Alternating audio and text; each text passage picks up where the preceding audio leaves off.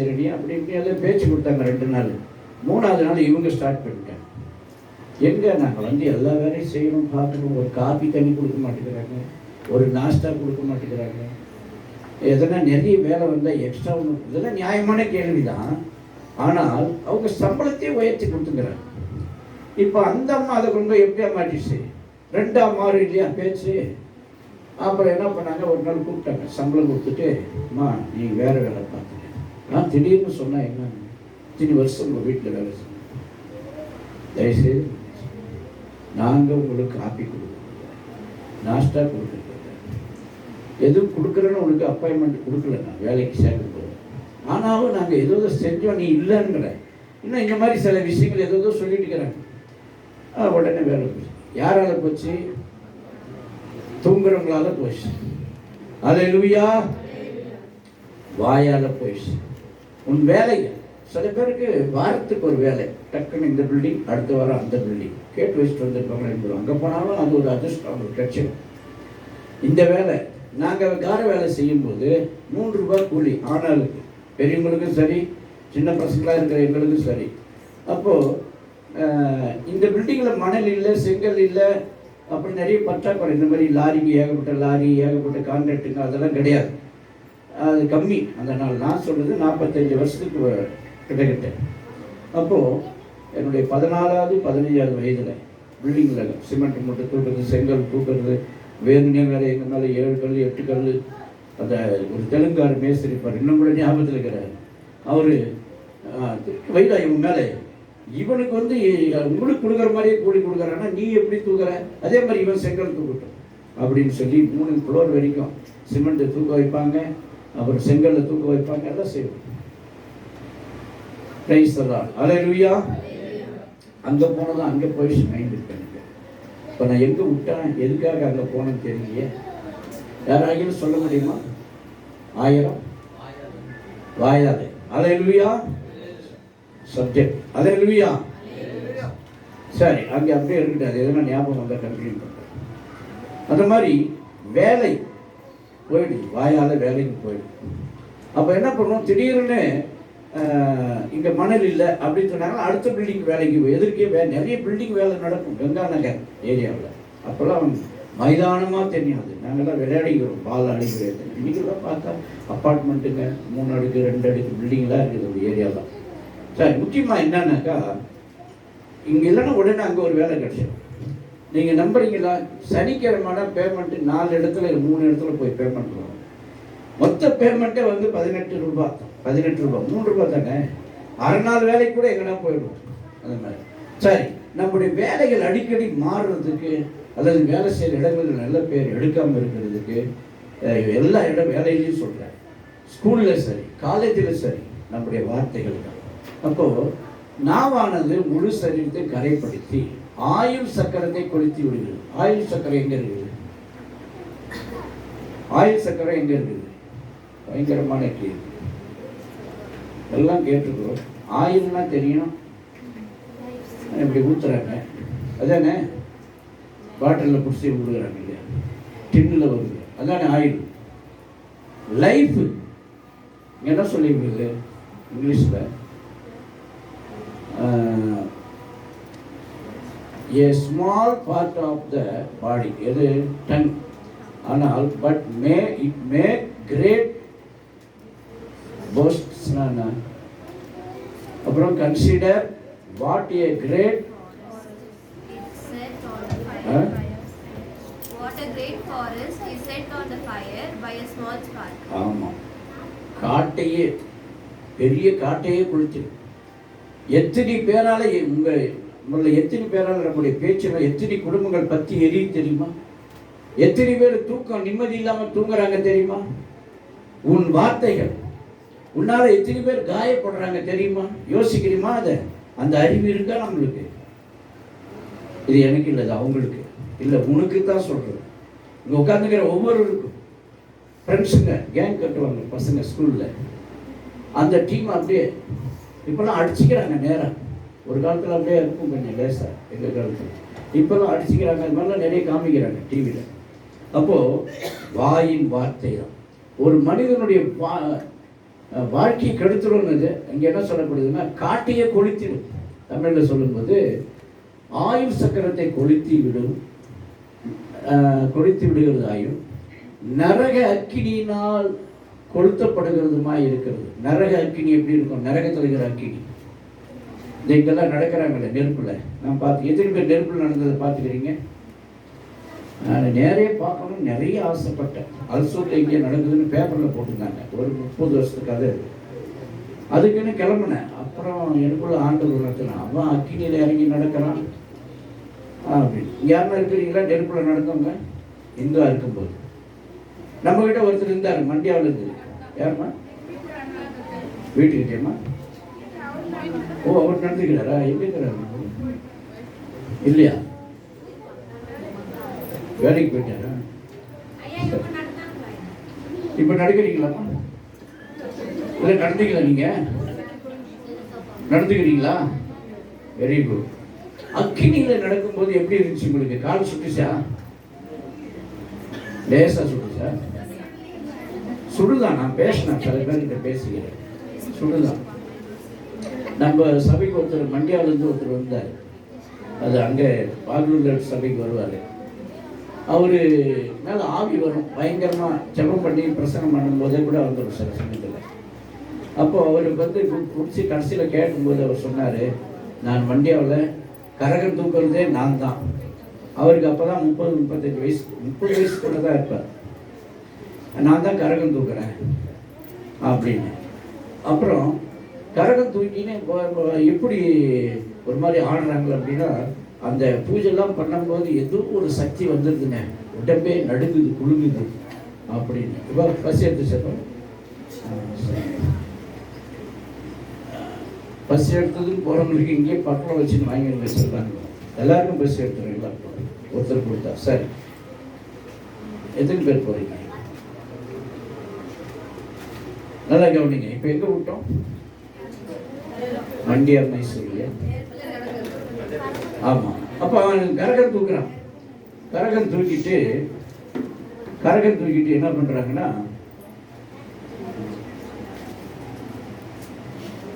இன்னும் ஒரு 15-20 நிமிஷம் முடிச்சிடலாமா? கரகம் தூக்கிட்டு போகும்போது அந்த ஆவி வந்து அவன் மேலே இறங்கிடும். சரி, எல்லாம் ஆடி பாடி எல்லாம் பண்ணிட்டு வேலெல்லாம் குத்துவாங்க புதுவில். அப்போ கூட ஒன்றுமே வலிக்காது. அந்த ஆவி இறங்கிடுச்சுன்னா ஒன்றும் ஆகாது அவங்களுக்கு. அது ஒரு ஆவி, அந்த ஆவி இறங்கிடும். அப்படியே நான்லாம் பார்த்துக்கிறேன். பஸ்ஸில் போகும்போது கிருஷ்ணகிரி கிட்டேன்னு நினைக்கிறேன், இந்த மாதிரி ஆடி சீசன் தான். ஒரு மரத்தில் ஒரு ஆளை வெறும் எலுமிச்சி மேலே எல்லாம் நிறைய கட்டிக்குது. பின்னாடி பக்கம் நிறைய ஒரு 7-8 உக்கு பிடிச்சிட்டு அந்த மரத்தில் மாட்டிட்டுக்கிறாங்க. அந்த ஆள் இப்போ தான் மரம்னு வச்சுக்கலாம், இங்கே தொங்குறான்.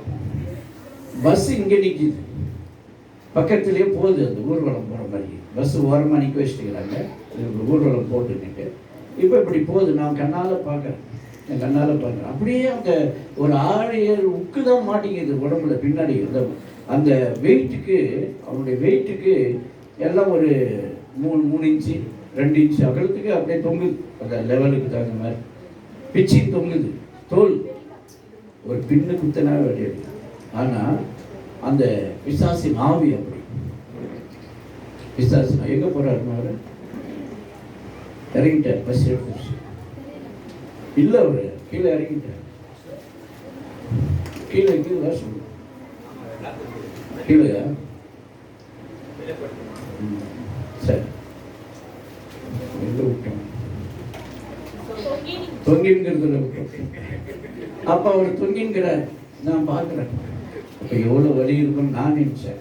அப்புறமா யார்கிட்டையும் கேட்கணும். சரி, அந்த மண்டியாளர்கள் என்ன பண்ணுறாருன்னா, கரகத்தை இறக்கி வச்சுட்டு அங்கே நிறைய பேர் வடை சுடுவாங்களாம். உளுத்த வடை, அந்த வடைலாம் போய் அப்படியே அதில் கை போட்டு அள்ளி எடுத்து கொடுப்பாங்க எல்லாரும். அதில் டிவிலாம் நீங்கள் பாருங்கள், இந்த வாரத்தில் அப்படியே அள்ளி தூக்கி கொடுப்பாங்க.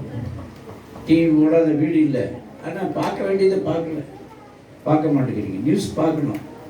சரி, ஆண்டோடைய நாமத்தை சோதனைதாக அந்த மாதிரி வேலையெல்லாம் செய்துகிறார். அது ஒரு ஆவி, அசுத்தாவி. அந்த மாதிரி தான் தேவனுக்கு கீழ்ப்படியாத பிள்ளைகள் தான் நாக்கில் உட்காந்துருவாங்க பிசாசு. உன்னுடைய வசனம்லாம் நிறைய இருக்குது, வாசிக்க முடியாது. உன்னுடைய நாவின் கீழ் விஷம் இருக்கிறது அப்படின்றார். விஷம், பேச்செல்லாம் விஷமான பேச்சு, டெக்னிக்கான பேச்சு, நியாயமான பேச்சு. இல்லைன்னு இருக்கிறவங்கலாம் இருக்குதுன்னு சொல்கிற அளவுக்கு சொல்ல வச்சுப்பாங்க. அவ்வளோ டெக்னிக்கான எல்லாம் இந்த நாக்குக்கிட்ட தான் இருக்கு. நாவு ஒரு காட்டையே பற்ற வச்சிடும். காடு பற்றி எரியுது பாருங்க, அப்படி ஒரு போட்டா போட்டு ஒரு காட்டையே பற்ற வச்சிடும். அந்த மாதிரி குடும்பத்திலேயே சமாதானத்துக்கு எடுத்துடும். ஒரே ஒரு சொல்லால, ஒரே ஒரு பேச்சுனால எத்தனை குடும்பங்கள் பற்றி எரியுது, எத்தனை குடும்பங்கள் நொந்து வேதனைப்பட வேண்டியதா இருக்கு. நாவை நாம் அடக்கணும். முதல்ல நாம் அடக்கணும். இல்லை அந்த ஆள் அடக்கணும், அந்த அம்மா அடக்கணும். அப்படி நீ அங்கே போயிடாத. நீ அடக்கி இருக்கிறியா பாரு. நீ அடக்கி போயினா ஒரு 10 வாட்டி நீயே கொண்டு சொல்ல, என்ன சொன்னாலும் கொண்டு சொல்லாம ஆண்டவரே நீங்க பார்த்துக்குங்க. இதுதான் ஒழுங்கு விசுவாசி. ஜெபமும் பண்ணிடுவாங்க, ஆண்டவரே நீங்க பார்த்துங்க. அங்கே அர்த்தம் பண்ணிட்டு வந்து இங்கே ஆண்டவரே நீங்க பார்த்துங்க அப்படி பேசிட்டான்னு சொல்லி அந்த ஜெபம் ஏறெடுக்கப்படுமா? சுத்தமாக அடித்தா கூட வாங்க. 2 மாதத்துக்கு முன்னாடி ஒரு குசல் ஏற்பட்டது.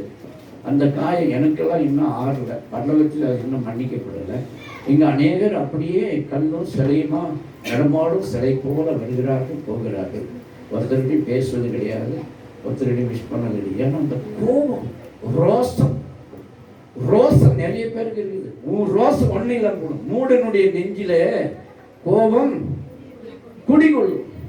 மூடனா இருக்கிறாங்கன்னா அவங்க மனசுல கோபம் வரத்தான் செய்யும். அடுத்து மாறும். அநேக காரியங்கள் வருது, மாறும். அல்லேலூயா. அந்த கோபத்தையே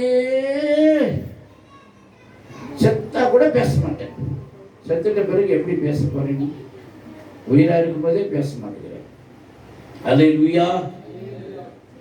கர்த்தருடைய நாமத்துக்கு சொல்லுகிறாங்க, முழு சரீரத்தை கொடுத்திடும் நாவு நெருப்பு தான் சொல்லி சொல்றாங்க. அடுத்த வசனத்தை நம்ம பார்க்கலாம். நிறைய வசனம் இல்லை. நாவும் நெருப்பு தான், அது அநீதி நிறைந்த உலகம். நாவானது இது என்னன்னா அதே வசனம். சரி, நாவை அடக்க ஒரு மனுஷனால முடியாது. பாம்பு மாதிரி விஷம். என்ன சொல்லுதுன்னா, நாவை அடக்க ஒரு மனுஷனால கூடாது. அது அடங்காத பொல்லாங்குள்ளதும் சாவுக்கு ஏதுமான விஷம் நிறைந்ததுமா இருக்கு. முடிட்டு இந்த கூட்டம் 4 வாரத்தை காலை கேட்டு போடணும் அப்படின்னு ரெடியா இருக்கிறவங்க இருக்கிறீங்க. அல்லேலூயா, அல்லேலூயா.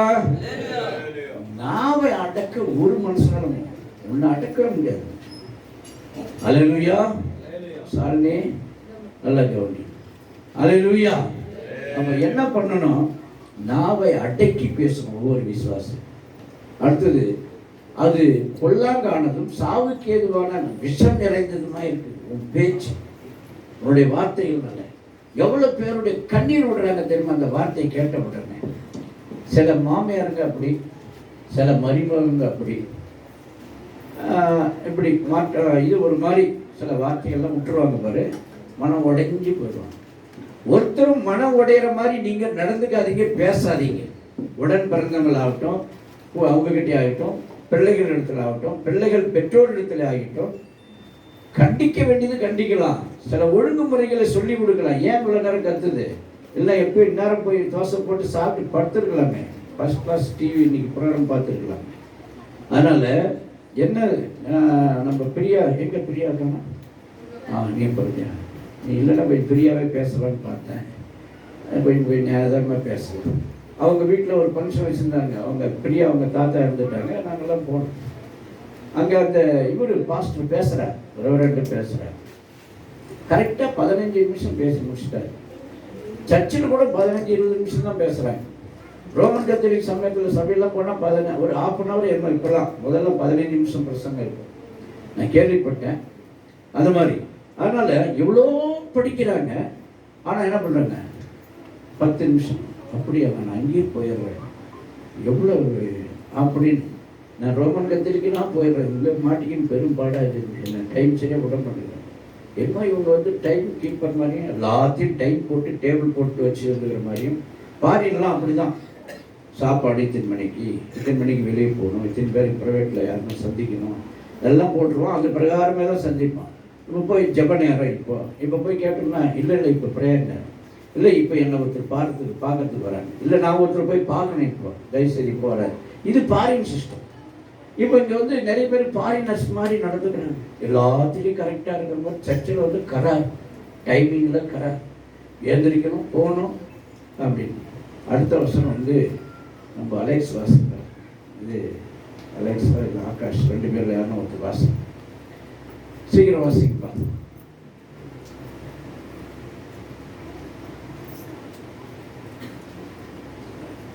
நீதிமொழிகள் 9ஆம் அதிகாரம் 13வது வருஷம்.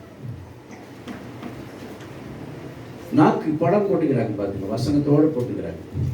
நிறைய பேருடைய நாக்கு, உன் நாக்கு எப்படி இருக்குதுன்னு பாருங்க. எனக்கு ஃபஸ்ட் நல்லா தேய்ச்சி கழுவி தான் வந்துக்கிறேன். அது இல்லை, உன் வார்த்தைகள் எப்படி இருக்கிறது, உன்னுடைய செயல் எப்படி இருக்கிறது, மாறணும். இந்த நாள்லேருந்து மாறு. மதியற்ற ஸ்திரீ வாயாடியும் அப்புறம் ஒன்றும் அறியாத நிர்மூடமாய் இருக்கிறாள். மதியற்ற ஸ்திரீ, மதியற்ற சகோதரர். மதினா என்ன? அங்க பக்கத்தில் இருக்கிறார் மதி, அவரா? புத்தி, அறிவு. மதி இல்லாதவங்க, புத்தி இல்லாதவங்களுடைய பேச்செல்லாம் அவங்க கிட்ட வாயாடிக்கினே இருப்பாங்க. வாயாடி எதுக்கெடு வாயாடு. அப்பா கிட்ட வாயாடுவாங்க, அம்மா கிட்ட வாயாடுவாங்க, பக்கத்தில் அக்கத்தில் கிட்ட. இந்த பொண்ணுகிட்ட ஜெயிக்க முடியாது, இந்த பையன்கிட்ட ஜெயிக்க முடியாது அப்படின்ற மாதிரி. எத்தனை பேர் அப்பா அம்மா அப்படியே குமரி போயிருக்கிறாங்க தெரியுமா? நம்மளால புரிஞ்சுக்கணும். நம்ம என்ன பேசுகிறோம், என்ன செய்யறோன்றதை புரிஞ்சுக்கணும். மற்றவருடைய அப்பா அம்மா அதே மாதிரி மற்றவங்க வேதனைப்படக்கூடிய அளவுக்கு நம்முடைய பேச்சு நடத்த இருக்கக்கூடாது என்பதற்காக தான் இந்த வார்த்தையை ஆண்டு கொடுக்கிறார். நீதிமொழிகளில் 12:16 சொல்லுது, மூடனுடைய கோபம் சீக்கிரத்தில் வெளிப்படும், லட்சியை மூடுகிறவனும் விவேகி. மூடனுக்கு என்ன வேணும்? இப்பயே 2ல் 1 பாருங்க. யாங்கிட்ட வந்து என்ன தெரியுங்களா, வெட்டு 1 கத்து 1. என்ன வெட்டு 1 துண்டு 2, வெட்டு 1 குத்து 1ன்னு போயிட்டு ஏன்ட்டு அப்படிங்க இப்படிங்கன்னு என்ன எல்லாம் அழகான இது என்ன சொல்றது, இது பிரிபிரியாக வருது. என்ன அது பிரிவிலா? அதெல்லாம் ரொம்ப ஷோவாக இருக்கும். அதை கூட நல்லா அழகாக சொல்லிக்கின்னு அப்படி வந்து அப்படின்னு ஒரு நாள் பார்க்குறேன், சாமி அப்படி தான் பண்ணிடுச்சு இல்லையா? சரி, நீ வெறும் சுடிதார் தான் போடுறேன் நான் பார்க்குற வரைக்கும். நம்ம சபைக்கு ஒரு கதை, பழைய காலத்தில் அதெல்லாம் போகக்கூடாது. ஒரு சண்டை வந்துருச்சு அந்த சாமியல் பிரதர் வீட்டு மேலே. நான் எதுக்கோ அங்கே போயிருக்கிறேன். இவங்களுக்கு மற்றவங்களுக்கு யாராருக்கும் ஒரு 3 வீட்டு 4 வீட்டுக்காருக்கு சண்டை வந்து. அதில் ஒரு அம்மா அக்ஸால் அப்படின்னு சொல்லி நம்ம சபைக்கு வரவங்க தான், ஏய் கொண்டே அர்த்தம் எல்லாத்தையும் சொல்லிடுவான், அப்படியே பிரசங்கம் பண்ணுற மாதிரி. அது இதுன்னு நான் பார்த்து முடிஞ்ச பிறகு அது ஒரு 3 மாதம் ஓடிச்சு. பிரசங்கத்துக்கு மேட்ரு தேவைப்படுச்சு. அது ஒரு 3 மாதம் ஓடிச்சு. நம்மளாம் சண்டை வரும்போது நடக்கிற நடை என்ன, போகிறப்பா பார்க்குற பார்வை, கண்ணு மருட்டி பார்க்கலாம். அடுத்த வாரம் கண்ணு பிரசங்கம் என்ன எடுத்து வச்சு, இது ஆண்டவரே கொடுக்க மாட்டார், கடவுளே பார்த்து நியாயம் தீர்த்துட்டாரா அப்படின்னு. அல்லேலூயா சொல்லுங்க. என்ன ஆனாலும் சரி பேசிதான் முடிப்போம். கர்த்தருடைய நாமத்துக்கு ஸ்தோத்திரம் உண்டாதாக. அப்ப என்ன சொல்றாருன்னா, மூடனுடைய கோபம் சீக்கிரத்தில் வெளிப்படும். விட்டே கொடுக்க மாட்டாங்க. நான் விட்டு கொடுக்க மாட்டேங்க. அவங்க கிடக்குறாங்க, அவங்கெல்லாம் உப்பு போட்டு சாப்பிட்றாங்களே இல்லையே தெரியாது. ஆனால் நான் அப்படி கிடையாது. நான் அப்பவே அங்கேயே அடுத்த அடி அவங்க எடுத்து வைக்கக்கூடாது, அப்படி பண்ணுவேன். அப்படி இது எனக்கு தான் அப்படின்றதுக்குலாம் ஒரு அழகே சொல்லுங்க. நான் ரொம்ப உஷார். தனியாக போய் பாருங்க, அவ்வளோ காசு சொல்லி எனக்கு தான் அப்படி பண்ணுறேன், எனக்கு தான் பேசணும். இங்கே இந்த பிரசங்கமெல்லாம் எனக்கு தான் அப்படின்ற ஒரு அழகே சொல்லுங்க. ரொம்ப உஷாராக சார் ஒன்றும் பேசணும். இந்த விளையாட்டுக்கு நம்ம போகக்கூடாது, இந்த அலையிலேயே சொல்லக்கூடாது. டேஞ்சர். அல்லேலூயா. எல்லாத்தினாலேயே டேஞ்சராக மாறுது. சொல்லிட்டாது மாட்டிக்குது. அல்லேலூயா. எல்லாருக்கும் சொல்கிறேன். எங்கே இவ்வளோ காலி ஆயிடுச்சு டிக்கெட்டு? இப்போ 1 மணி இருக்குமா? இப்போதான் 9:30. 1 மணிக்கெல்லாம் எவ்வளோ பேர் இருப்பீங்க? 1 மணி வரைக்கும் பிரசனம் பண்ண நீங்கள் மண் பண்ணிட்டுருங்க. 1 மணி வரைக்கும், நான் 4 மணி வரைக்கும் பிரசனம் பண்ண ரெடி. நீங்கள் நம்புறீங்களா? ஒரு நாளைக்கு போட்டுக்கலாம், சபதம் போடலாமா? நீயா நானா பார்க்கலாமா? மிஸ்ஸில் நீயா நானா அல்லேலூயா. இயேசுவை மகிமைப்படுத்திக் கொண்டே இருக்கணும். கரங்களை வைத்து அல்லேலூயா சொல்லுங்க. கர்த்தருடைய வார்த்தையை கேட்கிற நாள் இந்த நாள், இது கர்த்தருடைய நாள், இது என்னுடைய நாள் அப்படின்றார். அவருடைய வார்த்தைகளை கவனிக்க வேண்டிய நாள் என்று சொல்லிப்பார். அடுத்த வசனத்துக்கு நம்ம போயிடலாம் சீக்கிரமா. பெரிய வசனமே இருக்குது. உங்களில் ஒருவன் தன் நாவை, 26வது வசனம் யாக்கோபு. உங்களில் ஒருவன் 1ஆம் அதிகாரம் 26ஆம் வசனம், தன் நாவை அடக்காமல் தன் இருதயத்தை வஞ்சித்து தன்னை தேவ பக்தி உள்ளவன் என்று எண்ணினால் அவருடைய தேவ பக்தி வீணாயிரும். நாக்கு அடக்க மாட்டாங்க, பேச்சு அடக்க மாட்டாங்க, சண்டையா அப்படி எதிர்வாங்க. இங்க வந்து பக்தியில இறங்கி பரவசமாயிருவாங்க, ஆவியில நிறைவாங்க, பேசுவாங்க. எதுக்கு உங்களுக்கு அந்த வேஷம்? மாறு போதும். நாரந்து உங்களோட வாழ்க்கையில் உன் வாயால கெட்டு நாரந்து போதும். மாறு. அல்லேலூயா. யார சொல்றீங்க? ஏன் சொல்ல போறீங்க? அல்லேலூயா. எத்தனை பேருக்கு பதில் கொடுக்க முடியும்? ஆனா ஒரு நிமிஷத்துல அப்படி வேணா ஏன் சொல்லுன்னு கேளுங்க. யாரையா சொல்ற? என்ன நினைச்சுக்கிறீங்க? சரி, அடுத்தது நம்ம பார்க்கிறோம். உங்களில் ஒருவன் தன் நாவை அடக்காமல், வாயை அடக்கி பேசணும். விசுவாசிகளுக்கு தான் இது முக்கியம். ரோட்ல இருக்கிறவங்க பேசுறாங்கன்னா பேசுவாங்க, அவங்களுக்குள்ள ஆவி வேற ஆவி. நீ தேவாவி பெற்றவங்களா? வசனத்தை கேட்கறவங்களா? உன் வாயை அடக்கு. உங்க அப்பா அம்மா கிட்ட பேசும்போது, உங்க கணவன்கிட்ட பேசும்போது, உன் மனைவி கிட்ட பேசும்போது, உன் குடும்பத்துல உன்னுடைய பேச்சு மற்றவர்களுக்கு ஆறுதல் உண்டாக்கக்கூடிய பேச்சா, மற்றவர்களுக்கு ஆறுதலை சமாதானத்தை உண்டாக்கக்கூடிய பேச்சா இருக்கணும். வியாதிஸ்தர்களை பார்த்து உனக்கு இப்படித்தான் வேணும் அப்படின்னு போய் சொல்லிட்டு வந்து நீ போவாது. நீ ஆறுதல் சொல்லிட்டு அப்புறம் வேணா நல்லாயிட்டு வந்து பேசி நம்ம நாக்கு சும்மா இருக்காது. அல்லேலூயா. யோபை பார்க்கறதுக்கு ஒரு 3-4 ஃப்ரெண்ட்ஸுன்னு போனாங்க. கேள்வி மேலே கேள்வி கேட்குறேன். நீ பண்ண தப்பு தான், நீ பண்ண இதெல்லாம் தேவையா?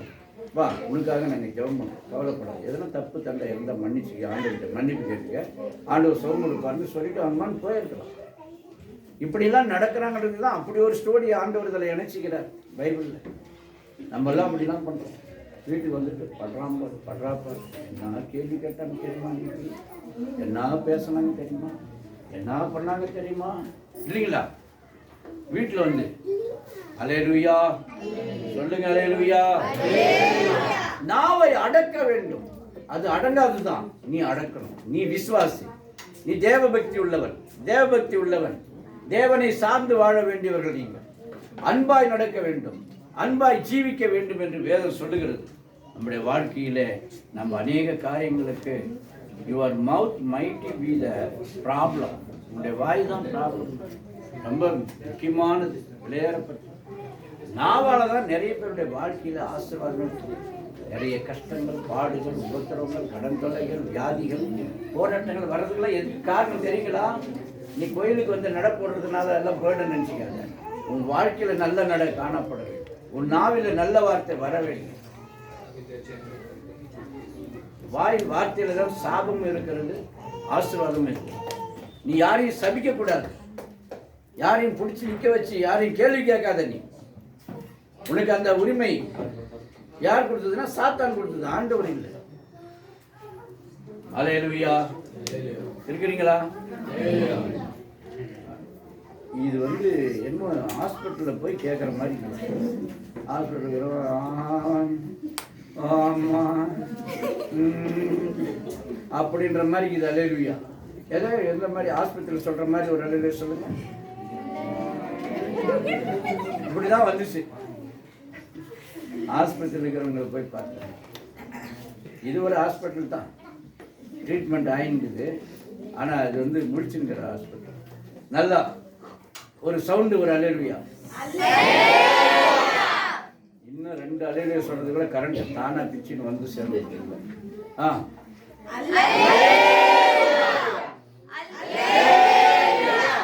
பவர் ஜாஸ்தி நம்பலாம் இல்லையா? பவர். ஆண்டவருடைய நாமத்துக்கு ஸ்தோத்திரம்ன்றதாக ஒவ்வொரு விசுவாசியும் எப்படி இருக்குன்னா அது வாசிக்கலாம், நம்ம டிஸ்பிளே பண்ண முடியல. லூக்கா எழுதின சுவிசேஷம் 7ஆம் அதிகாரம் 32வது வசனம். லூக்கா 7:32 7:37. அப்பொழுது அந்த ஊரிலிருந்து அது பண்ணணும்.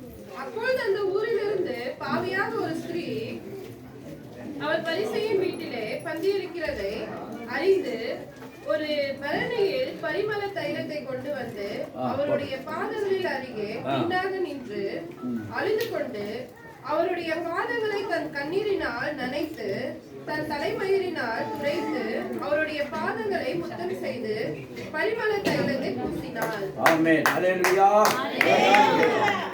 இங்கே இயேசுநாதர் ஒரு வீட்டுக்கு போய் சாப்பிட்றாரு. அது யார் வீடுன்னா இந்த யார் வீடு? பரிசேயர் வீடு. அங்கே போட்டுக்கு யாரால கணிச்சு சொல்ல முடியும் யார் வீடு? லாசரு வீடு. லாசரு வீட்டில் போய் பந்தி உட்கார்றார். 12ஆம் அதிகாரம் யோவான் 12ஆம் அதிகாரத்தில் நீங்கள் வாசித்தீங்கன்னா உயிர் 11ஆம் அதிகாரத்தில் லாசரு மரிச்சு போகிறார், அப்புறம் உயிரோட எழுச்சிறார். 12ஆம் அதிகாரத்தில் இயேசுநாதர் கூட விருந்து ஆளுகளில் ஒரு ஆளாக உட்கார்ந்து அந்த ஆள் சாப்பிட்றாரு. 2வது 2 வாசி